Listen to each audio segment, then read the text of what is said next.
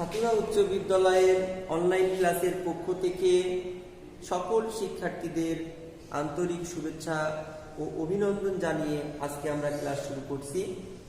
পূর্ব ক্লাসের ধারাবাহিকতায় আজকে আমরা যে বিষয়টা নিয়ে আলোচনা করব, পর্যায় সারণীতে মৌলগুলো কিভাবে অবস্থান করেছে। পূর্ব ক্লাসে আমরা যে বিষয়গুলো নিয়ে তোমাদেরকে বলেছিলাম, যে পর্যায় সারণীর বৈশিষ্ট্যগুলো সম্পর্কে আমি বলেছিলাম, যে পর্যায় সারণী কোথায় কোন মৌলটা অবস্থান করেছে সেই সম্পর্কে আলোচনা করেছিলাম।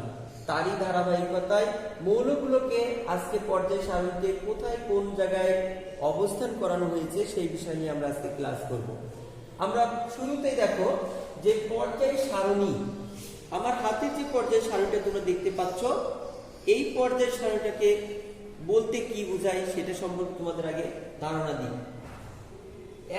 একই ধরনের ধর্ম বিশিষ্ট মৌল সমূহকে শ্রেণীভুক্ত করে আবিষ্কৃত সব মৌলকে স্থান দিয়ে মৌল সমূহের যে সারণী বর্তমানে প্রচলিত তাকে আমরা বলবো কি পর্যায় সারণী।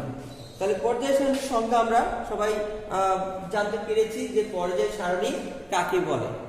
এবার দেখো আধুনিক পর্যায় সূত্র, এই পর্যায় সারণীর উপর যে আধুনিক পর্যায় সূত্র যেটা আসছে, তাহলে আমরা এখন সেই সূত্রটা নিয়ে আলোচনা করি।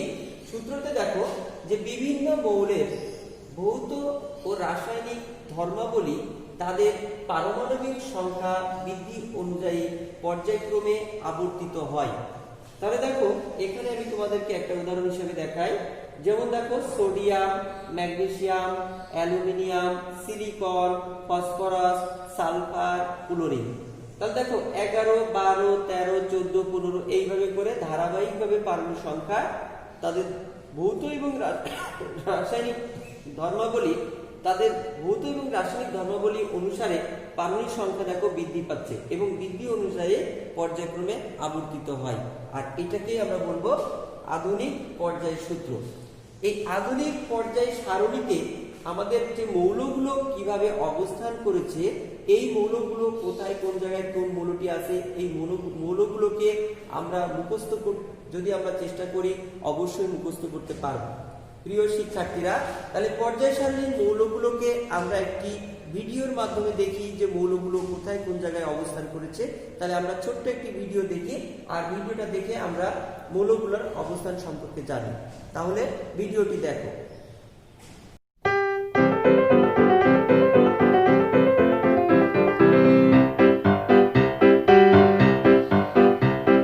There's antimony, arsenic, aluminum, selenium, and hydrogen and oxygen and nitrogen and rhenium, and nickel, neodymium, neptunium, germanium, and iron, americium, ruthenium, uranium, europium, zirconium, lutetium, vanadium, and lanthanum, and osmium, and astatine, and radium, and gold, protactinium, and indium, and gallium, and iodine, and thorium, and thulium, and thallium. There's yttrium, ytterbium, actinium, rubidium, and boron, gadolinium, niobium, iridium, and strontium, and silicon, and silver, and samarium, and bismuth, bromine, lithium, beryllium, and barium.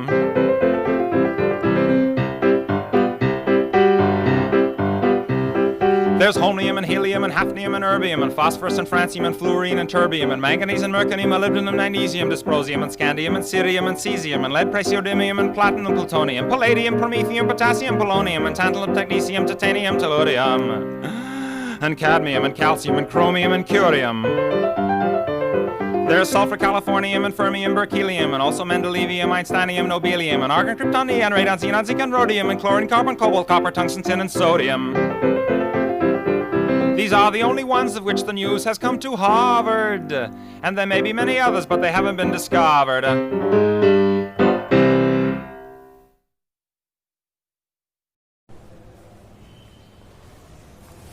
প্রিয় শিক্ষার্থীরা, তাহলে তোমরা ভিডিওটি দেখলে যে কিভাবে মৌলগুলো পর্যায় সারণীতে অবস্থান করে আছে, আমরা ভিডিওতে সেগুলো দেখেছি।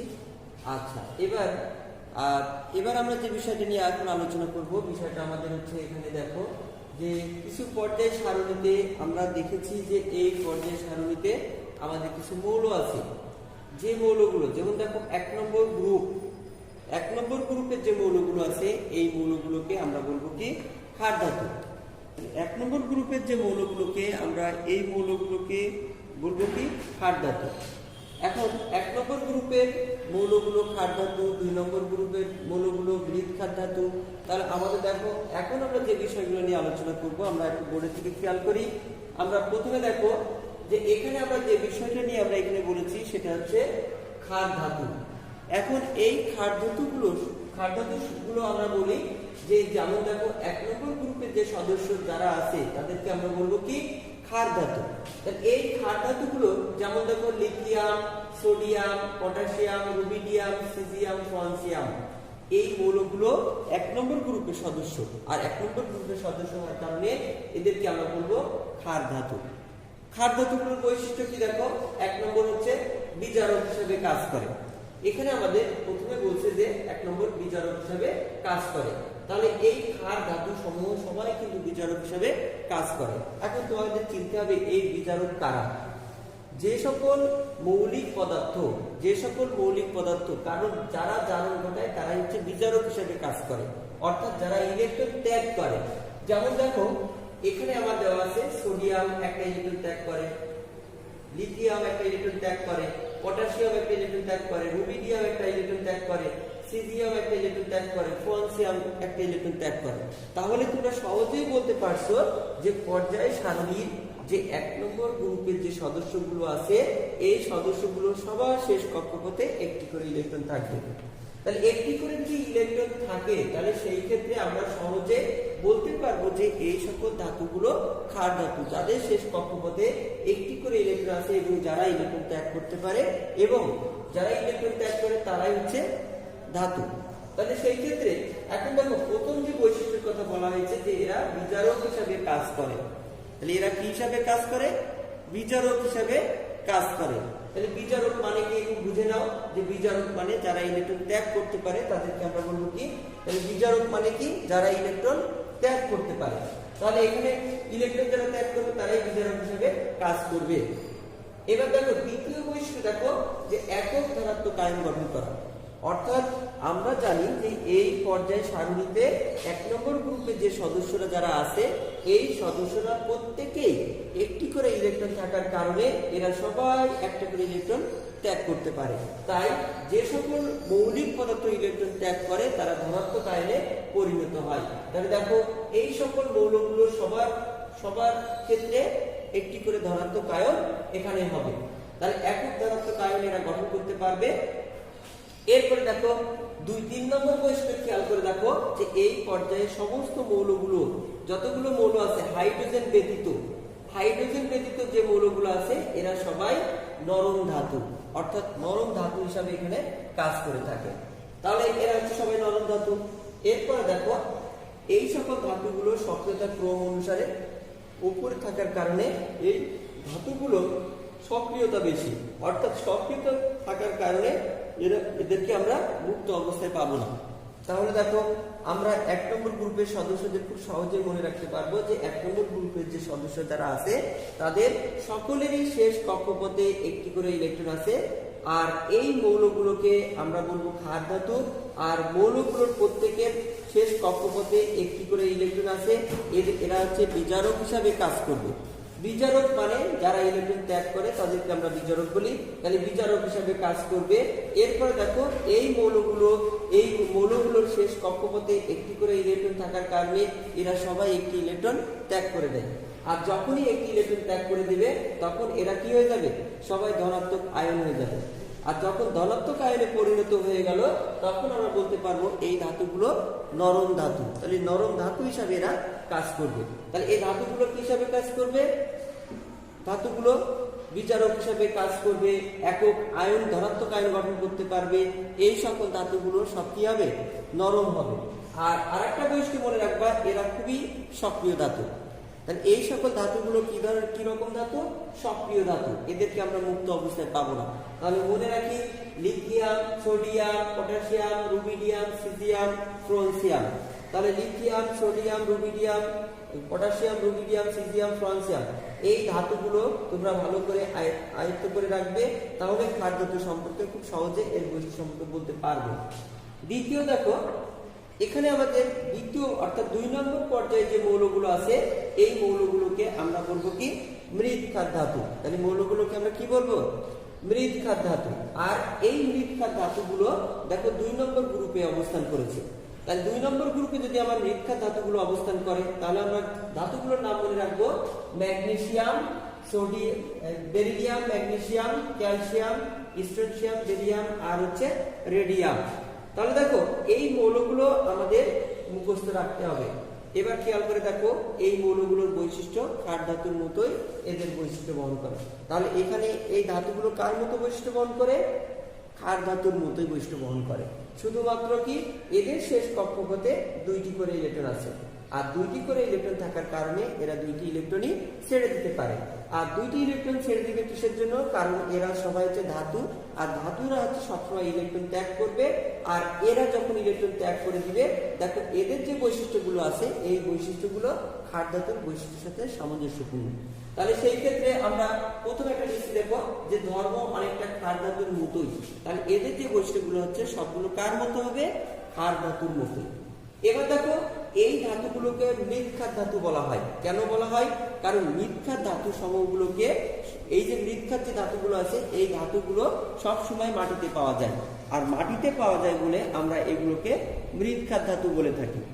এবার দেখো 3 নম্বর যে বৈশিষ্ট্য আছে সেটা হচ্ছে 2টি ইলেকট্রন ত্যাগ করে এরা ধনাত্মক আয়নে পরিণত হয়। তাহলে আমরা বুঝতে পারছি যে 1 নম্বরে হচ্ছে ক্ষার ধাতু আর 2 নম্বরে হচ্ছে মৃৎক্ষার ধাতু। তাহলে ক্ষার ধাতুর বৈশিষ্ট্য মৃৎক্ষার ধাতুর বৈশিষ্ট্য একই। ক্ষার ধাতুর শেষ কক্ষপথে আমাদের 1টি করে ইলেকট্রন আছে, আর মৃৎক্ষার ধাতুর শেষ কক্ষপথে 2টি করে ইলেকট্রন আছে। তাহলে এবার আমরা চাই দেখো 3 থেকে 12 নম্বর যে গ্রুপগুলো আছে এই গ্রুপগুলোকে আমরা বলতে পারি দ্বিমূলক মৌল।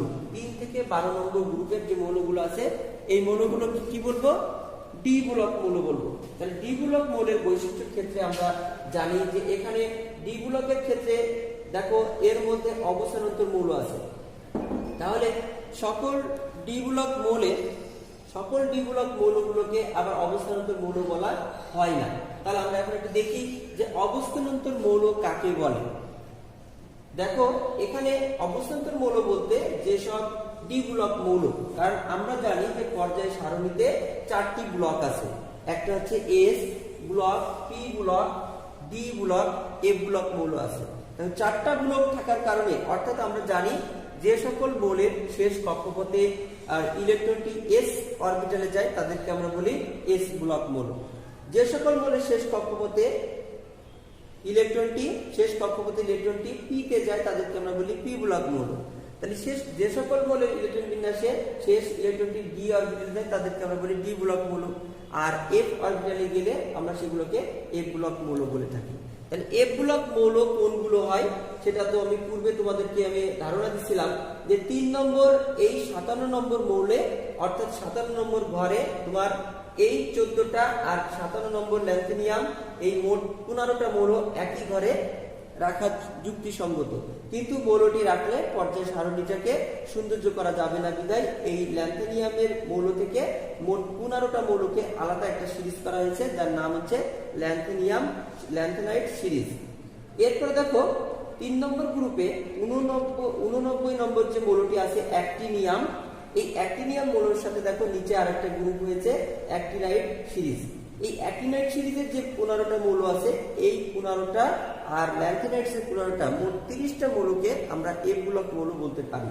তাহলে এই এফ ব্লক মৌল, এই মৌলগুলোর শেষ কক্ষপথে অবশ্যই এদের শেষ ইলেকট্রনটি এফে যাবে, এই জন্য আমরা এই মৌলগুলোকে আমরা এফ ব্লক মৌল বলি।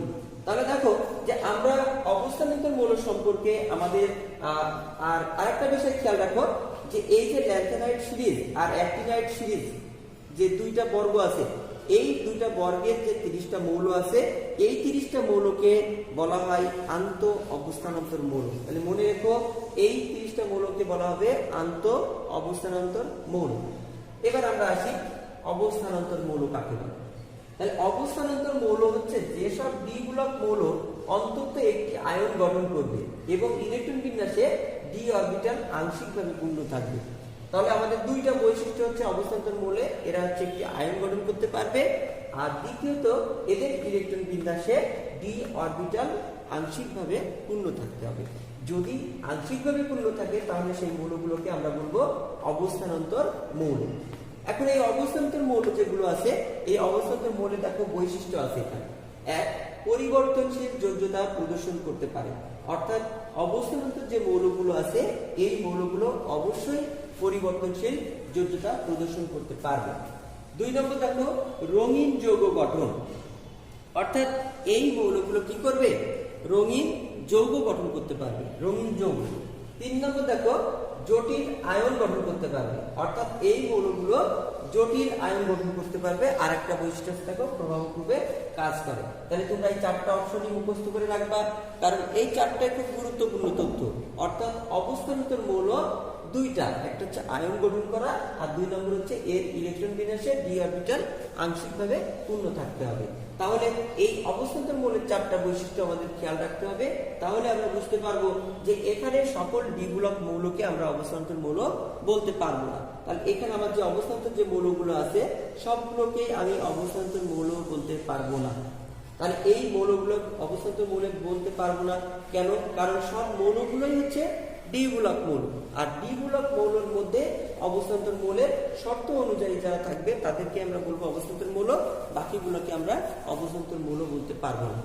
তাহলে এখন আমরা দেখি যে এর মধ্যে দেখো স্ক্যান্ডিয়াম এবং জিঙ্ককে অবস্থান্তর মৌল বলা হয় না কেন, কারণ জিঙ্ক তার ইলেকট্রন বিন্যাসে দেখা গেছে যে এই জিঙ্কের ইলেকট্রন বিন্যাসে শেষ ইলেকট্রন অর্থাৎ ডি অরবিটাল 10টি ইলেকট্রন দ্বারা পূর্ণ হয়ে গেছে। আর 10টি ইলেকট্রন দ্বারা যখনই পূর্ণ হয়ে যাবে তখন দেখো শুধু ডি ব্লক মৌলই হবে, কিন্তু অবস্থান্তর মৌল বলা যাবে না, কারণ অবস্থান্তর মৌলের শর্ত হচ্ছে ডি অরবিটাল আংশিকভাবে পূর্ণ থাকতে হবে। তাহলে আমরা সেটাকে আমরা বলতে পারবো যে জিঙ্ককে অবস্থান্তর মৌল বলা হয় না। কেন, কারণ জিঙ্ক এখানে ডি অরবিটাল আংশিকভাবে পূর্ণ থাকে না, ডি অরবিটাল এখানে পরিপূর্ণভাবে থাকে, যার জন্য আমরা এটাকে জিঙ্ককে অবস্থান্তর মৌল বলতে পারবো না। তাহলে জিঙ্ক শুধু ডি ব্লক মৌল হবে।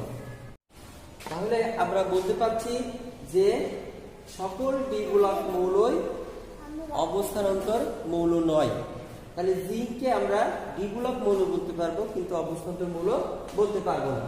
আবার দেখো স্ক্যান্ডিয়ামকেও ডি ব্লক মৌল বলতে পারবো, কিন্তু অবস্থান্তর মৌল বলতে পারবো না। তাহলে আমরা 3 থেকে 12 নম্বর যে গ্রুপের মৌলগুলো আছে এই মৌলগুলো সম্পর্কে আমাদের অবস্থান্তর এবং ডি ব্লক মৌল সম্পর্কে ভালো একটা ধারণা থাকতে হবে। আর 3 নম্বর গ্রুপে দেখো যে 6 এবং 7 নম্বর পর্যায়ে 3 নম্বর গ্রুপে নিচে যে অ্যাক্টিনিয়াম আর হচ্ছে ল্যান্থেনাইট যে সিরিজগুলো আছে এই সিরিজের মোট 30টি মৌলকে আন্ত অবস্থান্তর মৌল বলা হয়। এরপর দেখো যে আমাদের এই ডি ব্লক মৌলের মধ্যে 6 নম্বর গ্রুপের যে মৌলগুলো আছে এই মৌলগুলো ব্যতিক্রম ইলেকট্রন বিন্যাস। তাহলে এটা আমরা খেয়াল রাখবো, ক্রোমিয়াম, মলিবডেনাম, ট্যাংস্টেন এগুলোকে ব্যতিক্রম ইলেকট্রন বিন্যাস প্রদর্শন করে। আবার দেখো 11 নম্বর গ্রুপের সদস্য কপার, সিলভার আর গোল্ড, এরা হচ্ছে ব্যতিক্রম ইলেকট্রন বিন্যাস প্রদর্শন করে। তাহলে আমরা এগুলো মনে রাখবো। এরপরে দেখো আমাদের 13 নম্বর গ্রুপের সদস্য যারা আছে তারা তাদের শেষ কক্ষপথে 3টি করে ইলেকট্রন আছে। 14 নম্বর শেষ কক্ষপথে যারা আছে তাদের 4টি করে ইলেকট্রন আছে। 15 নম্বর গ্রুপের সদস্য যারা আছে তাদের শেষ কক্ষপথে 5টি করে ইলেকট্রন আছে। 16 নম্বর গ্রুপের সদস্য যারা আছে তাদের শেষ কক্ষপথে 6টি করে ইলেকট্রন আছে। এবার দেখো 17 নম্বর গ্রুপ, এই 17 নম্বর গ্রুপের যে মৌলগুলো আছে এদেরকে আমরা বলবো কি হ্যালোজেন গ্রুপ। তাহলে 17 নম্বর গ্রুপের মৌলগুলোকে আমরা কি বলবো, হ্যালোজেন গ্রুপের মৌল।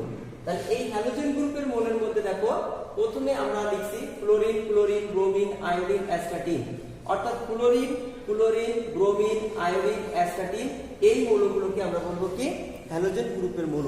তাহলে এই হ্যালোজেন গ্রুপের যে মৌলগুলো আছে তাদের প্রথম বৈশিষ্ট্য দেখো এরা জারক হিসাবে কাজ করে। তাহলে এরা হচ্ছে জারক হিসাবে কাজ করে। জারক মানে কি, যারা ইলেকট্রন গ্রহণ করে, অর্থাৎ যে সকল পরমাণুগুলো ইলেকট্রন গ্রহণ করতে পারে তারা হচ্ছে জারক রূপে কাজ করতে পারে। তাহলে এখানে দেখো ফ্লোরিন, ব্রোমিন, আয়োডিন, অ্যাসটাটিন 17 নম্বর গ্রুপে হওয়ার কারণে এদের শেষ কক্ষপথে 7টি করে ইলেকট্রন আছে।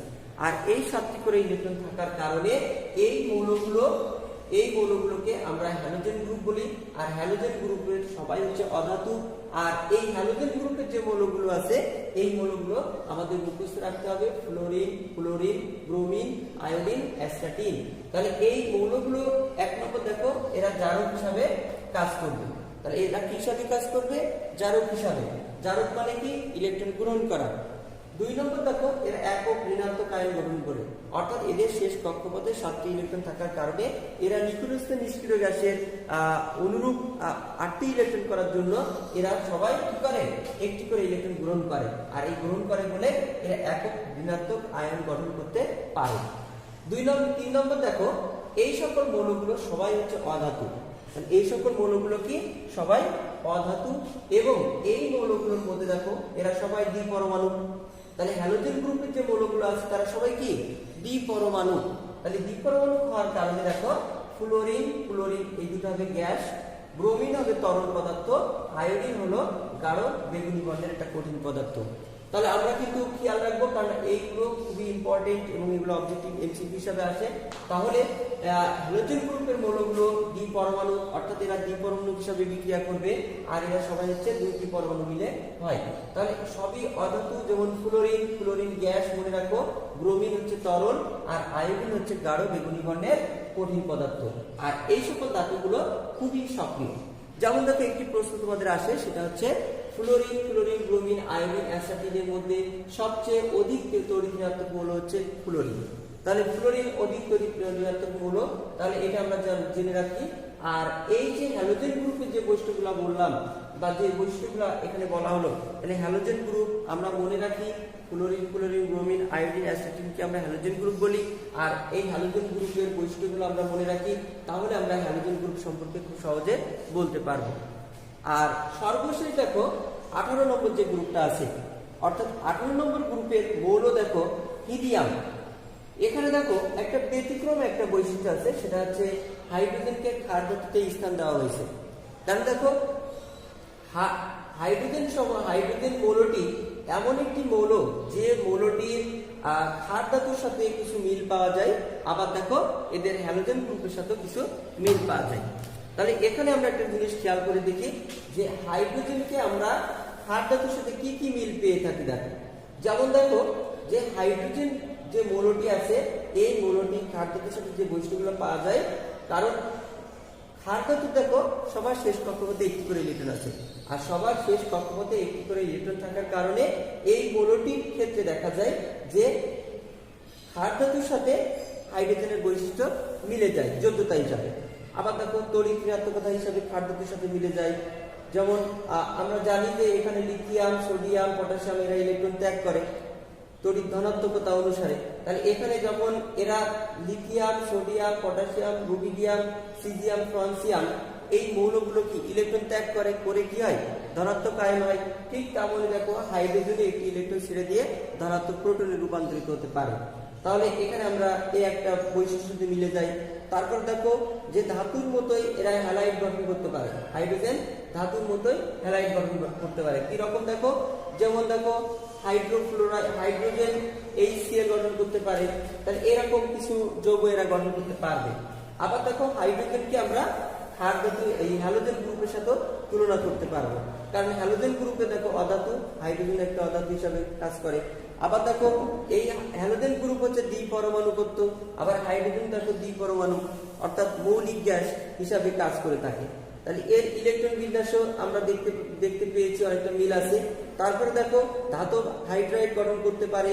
তারপরে হচ্ছে এদের যোজনী, দেখো এদের যোজনী এক হ্যালোজেন গ্রুপে, আবার হাইড্রোজেনের যোজনীও এক। তাহলে আমরা হাইড্রোজেনকে মনে রেখো ক্ষার ধাতু এবং হ্যালোজেন গ্রুপের পক্ষে রাখা যুক্তিসঙ্গত। তাহলে সেই ক্ষেত্রে আমরা দেখছি যে হ্যালোজেন গ্রুপকে 1 নম্বর মৌল হিসেবে চিহ্নিত করা হয়েছে। এবার দেখো 18 নম্বর যে গ্রুপের যে মৌলগুলো আছে, এই মৌলগুলোকে আমরা বলি নিষ্ক্রিয় গ্যাস। আর এই নিষ্ক্রিয় গ্যাস এখানে আমাদের যে মৌলগুলো আছে সবাই নিষ্ক্রিয়। কেন? কারণ একমাত্র হিলিয়াম ব্যতীত দেখো সকলের শেষ কক্ষপথে 8টি করে ইলেকট্রন আছে। যাদের শেষ কক্ষপথে 8টি ইলেকট্রন থাকবে তারাই হচ্ছে নিষ্ক্রিয় গ্যাস হবে, কিন্তু হিলিয়াম ব্যতীত। তাহলে আমরা বুঝতে পেরেছি যে পর্যায় সারণীর মৌলগুলো কোথায় কোন জায়গায় অবস্থান করেছে। আমরা এবার আলোচনা করব আমাদের ত্রয়ী সূত্র সম্পর্কে, কারণ ডোবেরাইনের যে ত্রয়ী সূত্র আছে সেই সূত্রটি আমরা সম্পর্কে জানি। ত্রয়ী সূত্র, এই ত্রয়ী সূত্রটি আমরা জানি যে মৌল সময়ের মধ্যে, অর্থাৎ মৌলগুলো পরপর তিনটা মৌলের পরপর তিনটা মৌলের প্রথমটা এবং তৃতীয়টা যোগ করে তাদের গড় করে যদি তৃতীয়টা ভরের সমান হয় তাহলে সেইটাকে আমরা বলবো ডোবেরাইনারের ত্রয়ী সূত্র। তাহলে আমরা ডোবেরাইনের ত্রয়ী সূত্রে আমরা উদাহরণগুলো দেখি একটু। প্রথম ত্রয়ী সূত্রটা আমরা একটু খেয়াল করি। প্রথম ত্রয়ী সূত্র, তাহলে এই প্রথম যে ত্রয়ী সূত্রটা আছে আমরা একটু খেয়াল করি যে এখানে আমার মৌল আছে লিথিয়াম। যেমন দেখো লিথিয়ামের ভর হচ্ছে 6.94। এরপর আছে সোডিয়াম, সোডিয়াম হচ্ছে 23। এরপরে দেখো পটাশিয়াম, পটাশিয়াম হচ্ছে 39.10। তাহলে দেখো এখানে আমার তিনটা মৌল আছে, এই তিনটা মৌল আমার পরপর আছে। দেখো লিথিয়াম, সোডিয়াম আর পটাশিয়াম। তাহলে পরপর যে তিনটা মৌল আছে এই তিনটার যোগফল অর্থাৎ প্রথমটা আর তৃতীয়টার যোগফল। তাহলে প্রথমটা তৃতীয়টার আমরা যোগফল করি, তাহলে প্রথমটা এবং তৃতীয়টার যোগফল তাহলে আমরা এখন করতে পারি যে প্রথমটা আর তৃতীয়টা। তাহলে এখানে হবে আবার 6.94 যোগ 39.10। তাহলে প্রথমটা আর তৃতীয়টার যোগফল এবং এদের একটা গড় করতে হবে। তাহলে দেখো এদের যদি আমি গড় করি তাহলে আমার এখানে যে উত্তরটা আসবে সেটা হচ্ছে 46.02। এটাকে 2 দিয়ে যদি আমরা ভাগ করি তাহলে দেখো 23.02, অর্থাৎ আমাদের এখানে এটা যোগ করলে 46.04 আসবে। এইটাকে যদি আমরা ভাগ করি 23.02, যেটা দেখো সোডিয়ামের ভরের সমান। তাহলে দেখো এটাকেই আমরা বলবো ডোবেরাইনারের ত্রয়ী সূত্র। তাহলে ত্রয়ী সূত্র আমরা বুঝতে পারছি। প্রথম ত্রয়ী সূত্র লিথিয়াম, সোডিয়াম, পটাশিয়াম প্রথমটা তৃতীয়টা যোগ করে তাদের গড় করলে যে মানটা হবে সেটা দ্বিতীয়টার ভরের সমান হয়। এবার দেখো আমরা আরেকটা উদাহরণ দেখতে পারি দ্বিতীয় ত্রয়ী সূত্রটা কেমন। তাহলে দ্বিতীয় ত্রয়ী সূত্রটা যেমন আমরা ধরে নিই এখানে তিনটা হলো ক্লোরিন, ক্লোরিনের হচ্ছে 35.46। তারপর হচ্ছে তোমার ব্রোমিন আর আয়োডিন। তাহলে ব্রোমিনের ভর হচ্ছে 79.92 আর আয়োডিনের হচ্ছে 126.91। তাহলে দেখো এখানে আমরা আয়োডিন, ক্লোরিন, ব্রোমিন, আয়োডিন পরপর তিনটি মৌল, তাদের দেখো প্রথমটা এবং তৃতীয়টার গড়।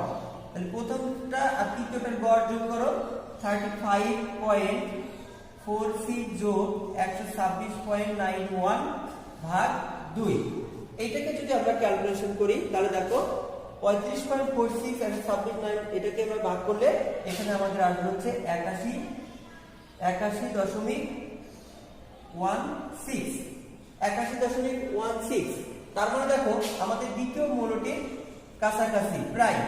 তাহলে দেখো এখানে আমাদের প্রায় হলো, অর্থাৎ তোমার ব্রোমিনের সমান হলো। এবার দেখো আরেকটা আমরা দেখতে পারবো সেটা হচ্ছে তৃতীয় ত্রয়ী সূত্রটা। তাহলে তৃতীয় ত্রয়ী সূত্রটা আমরা একটু খেয়াল করি। তৃতীয় ত্রয়ী সূত্রটা দেখো আয়রন আরেকটা আমরা ধরে নিই কোবাল্ট আর হচ্ছে নিকেল। এবার তিনটার ভর দেখো, তিনটার ভর 55.85 আর দ্বিতীয়টা হচ্ছে 58.94 আর তৃতীয়টা দেখো 58.71। তাহলে এখন দেখো আমরা যদি এই দুইটা যোগ করে 2 দিয়ে ভাগ করি দেখো দ্বিতীয়টা সমতুল্য। কেন দেখো সবগুলোই কিন্তু কাছাকাছি প্রায় মান, তাহলে সবগুলোই কাছাকাছি, এদের যে ভর সবগুলো কাছাকাছি। তাহলে সেই ক্ষেত্রে আমরা দুটো যোগ করে ভাগ করলে আমাদের দেখবা এর কাছাকাছি উত্তর অর্থাৎ কোবাল্টের সমতুল্য হবে। তাহলে এই সূত্রগুলোকে আমরা বলি ডোবেরাইনারের ত্রয়ী সূত্র বলা হয়। তাহলে প্রিয় শিক্ষার্থীরা আজকে আমরা যে বিষয়টা নিয়ে আলোচনা করেছি, আমাদের যে পাঠ্য বিষয়গুলো ছিল, পাঠ্য বিষয়ে আমাদের মূল থিম ছিল হচ্ছে যে মৌলের পর্যায় সারণীর মৌলগুলো কিভাবে অবস্থান করেছে। আর এই অবস্থান সম্পর্কে আমরা কিন্তু আজকে এর বিস্তারিত আলোচনা করেছি। প্রিয় শিক্ষার্থীরা তাহলে পূর্ব ক্লাসের সাথে তুলনা করে এই ক্লাসের যাবতীয় যে তথ্যগুলো তোমাদেরকে দেওয়া হয়েছে এই তথ্যগুলো নিয়ে তোমরা ভালো করে পড়বে। আর পরবর্তী ধারাবাহিকতার যে ক্লাসগুলো আমরা করব, পরবর্তী যে ধারাবাহিকতার ক্লাস আছে এই ক্লাসে সকল শিক্ষার্থীদের আমন্ত্রণ জানিয়ে আজকে আমরা এখানে ক্লাস শেষ করছি। সকলকে ধন্যবাদ।